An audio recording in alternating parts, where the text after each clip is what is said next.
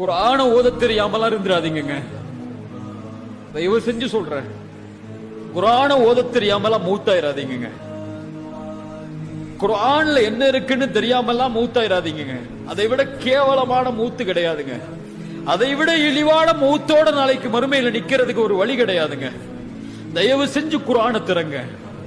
தயவு செஞ்சு குர்ஆன மனனம் செய்யுங்க.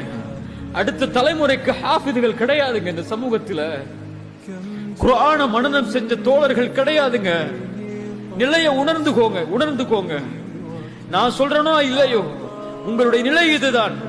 அடுத்த தலைமுறை இந்த கல்வி இல்லாமல் இருந்தால், மார்க்க கல்வியை கற்பதற்கு ஆர்வம் இல்லாமல் கல்வியாளர்களுடைய சபையில் இருந்து கொண்டு அவர் யாராக இருந்தாலும் அவருக்கு கீழே உட்கார்ந்து இந்த மார்க்கத்தை படிப்பதற்கு தயாராகவில்லை என்றால், நம்மளுடைய நஷ்டம், நம்மளுடைய இழிவு, நம்மளுடைய தோல்வி நம்முடைய கரத்தில் இப்ப சுமக்கிறோங்க.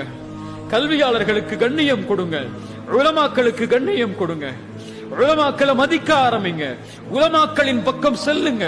உலமாக்கள்கிட்ட போய் மார்க்கத்தை படிக்க ஆரம்பிங்க. உலமாக்கள்கிட்ட போய் மார்க்க தீர்ப்ப கேட்க ஆரம்பிங்க. கல்வியின் பக்கம் இந்த சமூகம் நின்றால்தான் அறிவீனம் இந்த சமூகத்தை விட்டு விலகும். அறிவீனம் சென்றால்தான் அல்லாஹ்வுடைய உதவி இந்த சமூகத்திற்கு வரும். இல்லை என்றால் இந்த முட்டாள்கள், இந்த மடையர்கள், இந்த அறிவீனர்கள் என் சமூகத்துடைய வாலிபர்களை இன்னும் வழிகெடுத்துக் கொண்டேதான் இருப்பார்கள்.